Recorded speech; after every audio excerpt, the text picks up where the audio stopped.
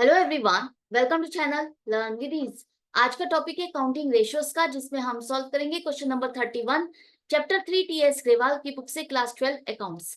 Online sessions, online classes के लिए आप मुझे स्क्रीन पर दिए गए इस नंबर पर व्हाट्सएप कर सकते हो अपना नाम और क्लास।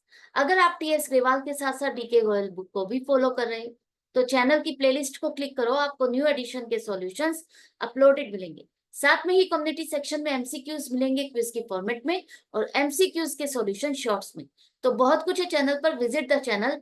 अच्छा लगे तो शेयर और सब्सक्राइब जरूर करना। क्वेश्चन में दिया है कि जेड लिमिटेड एक कंपनी है जिसकी क्विक रेशियो 1:1 है। आपको यहाँ पर दो ट्रांजेक्शन दिए, इन दोनों के ट्रांजेक्शन को करने पर आपकी क्विक रेशियो पर क्या इम्पैक्ट पड़ेगा, इंक्रीज होगी, डिक्रीज होगी या कोई चेंज नहीं आएगा, यही आपको बताना है विद रीजन। कैसे करोगे देखो। सबसे पहले है, आपने 3,000 रुपए के बिल्स पेबल की पेमेंट कर दी। बिल्स पेबल क्या है? ट्रेड पेबल्स का एक हिस्सा। ट्रेड पेबल्स आपकी करंट लाइबिलिटीज होते हैं। आपने इनकी पेमेंट कर दी तो क्या होगा? पेमेंट करोगे तो कैश कम हो जाएगा। और कितने की पेमेंट की? 3,000। 3,000 से कैश कम हुआ तो क्विक एसेट भी आपकी 3,000 से कम हो गई। Bills payable, bills payable current liability है, तो 3,000 से पेमेंट कर दोगे तो बिल्स पेबल खत्म, डिक्रीज हो गए और करंट लाइबिलिटी भी आपकी 3,000 से घट गई। तो मान लेते हैं अगर आपकी 1:1 की रेशियो है तो क्विक एसेट और करंट लाइबिलिटी बराबर होगी। तो 10,000 क्विक एसेट और करंट लाइबिलिटी भी 10,000 है। क्या आपने एज्यूम किया? क्वेश्चन में नहीं दिया है, आपको एज्यूम करना पड़ेगा एनालाइज करने के लिए कि 10,000 की क्विक एसेट है और 10,000 की करंट लाइबिलिटी है। दोनों ही 3-3 हजार रुपए से घट गई। तो क्या हुआ? क्विक एसेट भी 7,000, करंट लाइबिलिटी भी 7,000। अब रेशो क्या हो जाएगी आपकी? रेशो हो जाएगी 7,000 अपॉन 7,000, 1:1।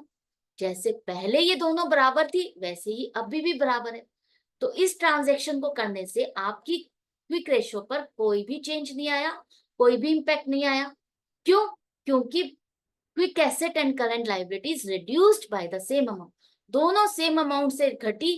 पहले भी दोनों बराबर थी और सेम अमाउंट से घटेंगी तो बाद में भी बराबर रहेंगी। तो क्विक रेशो आपकी सेम रहेगी। दूसरी ट्रांजैक्शन, इसको बहुत ध्यान से समझना। डिबेंचर्स 50,000 के were converted into equity shares. Debentures क्या है? जब आप पब्लिक को डिबेंचर्स इशू करते हो और पैसा इकट्ठा करते हो, वो जो पैसा आपने इकट्ठा किया वो एक तरह से लोन है जिस पर कंपनी को इंटरेस्ट देना पड़ता है। शेयर्स इश्यू करते हो तो जो वो पैसा आपको मिलता है वो क्या है? एक तरह से इक्विटी है, एक तरह से शेयर होल्डर ओनर होता है, उस पर कंपनी को इंटरेस्ट नहीं देना पड़ता। प्रॉफिट होगा तो डिविडेंड दिया जाएगा, लेकिन डिबेंचर्स पर तो इंटरेस्ट देना ही देना है और इसकी रीपेमेंट भी आपको करनी पड़ती है। शेयर्स की तो रीपेमेंट आपको वाइंड अप करते हो तभी करनी होती है, लेकिन डिबेंचर्स की तो आपकी मस्ट है कि आपको एक टाइम पीरियड के बाद मैच्योरिटी पर लोन है तो पेमेंट करनी पड़ेगी वापस। अब जब मान लेते डिबेंचर्स 5 इयर्स के लिए आपने इशू किए, 5 साल का आपने एक तरह से लोन लिया, तो वो क्या बना? Long term borrowings. Non current liability में आपने इसको शो किया। नॉन करेंट लाइबिलिटीज में, लॉन्ग टर्म बोरोइंग्स में आप डिबेंचर्स को शो करते हो, लेकिन जिस साल ये पेबल हो जाएंगे, मान लेते हैं इस साल ये मैच्योर होने आपको इस लोन की पेमेंट करनी है, तो जिस साल ये पेबल हो जाएंगे, ये लॉन्ग टर्म बोरोइंग से हटके, नॉन करंट लायबिलिटी से हटके क्या हो जाएंगे? अदर करंट लायबिलिटीज और करंट लायबिलिटीज में इंक्लूड हो जाएंगे। तो अब अगर आप इनको कन्वर्ट कर रहे हो इक्विटी शेयर में, इसका मतलब क्या है? ये साल आप पेमेंट कर रहे हो, इस साल आप एक तरह से इनकी पेमेंट कर रहे हो। पेमेंट आप कैश में नहीं कर रहे, कैश ना दे करके उनको फुल्ली पेड इक्विटी शेयर दे रहे हो। जिन शेयर्स पर आपको पब्लिक को इशू करने पर पैसा मिलता है, अगर वही शेयर्स आप इनको दे रहे हो तो इसका मतलब क्या है? जहां 50,000 आपको शेयर्स अलॉट करने पर मिलने थे, वही एक तरह से आपने मान लिया कि आपने इनको पेमेंट कर दिया।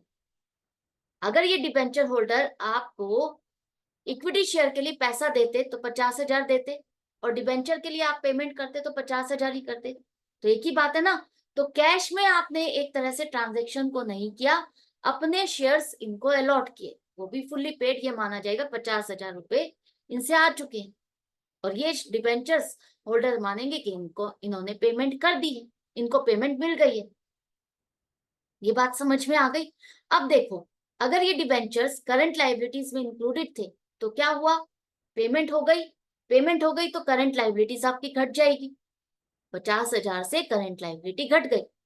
और शेयर्स को अगर आपने अलॉट किया तो शेयर कैपिटल बढ़ जाएगी और शेयर होल्डर्स फंड इंक्रीज हो जाएंगे 50,000 से। तो करंट लाइबिलिटी अगर घट रही है, यहाँ पर फिगर थोड़ी बड़ी है तो हमको अजम्पशन भी बड़ी फिगर्स की करनी पड़ेगी। क्विक एसेट और करंट लाइबिलिटीज मान लेते हैं 1-1 लाख रुपए के, दोनों बराबर है तो 1-1 लाख रुपए की है। क्विक एसेट पर तो कोई इंपैक्ट नहीं आएगा, वो 1 लाख रुपए ही रहेगी, लेकिन करंट लाइबिलिटीज अब आपकी 50,000 से घट जाएगी। क्यों?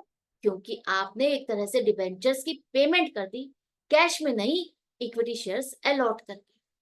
तो अब न्यू रेशो क्या हो जाएगी आपकी, 1,00,000/50,000, रेशो हो गई 2:1। अब इस ट्रांजेक्शन से तो आपकी क्विक एसेट करंट लाइबिलिटीज की ट्वाइस हो गई, पहले बराबर थी अब दुगनी हो गई। तो इस ट्रांजेक्शन से आपकी क्विक रेशो इंक्रीज हो जाएगी, बढ़ जाएगी। क्यों? क्योंकि क्विक एसेट पर तो कोई चेंज नहीं आया, but current liabilities are decreased, घट गई है। तो जब डिनोमिनेटर घटता है तो आपकी रेशियो इंप्रूव होती है, ये बात याद रखना। तो आई होप ये दोनों चीजें आपको समझ में आ गई। ये जो मेन ट्रांजैक्शन थी बहुत इंपॉर्टेंट है और आपको समझ में आ गई है किस तरह से एनालाइज करना है और किस तरह से रीजन लिखना है। तो इसी तरह से कनेक्टेड रहो, सीखते रहो। मिलते हैं नेक्स्ट वीडियो में नेक्स्ट क्वेश्चन के साथ। Good bye and take care.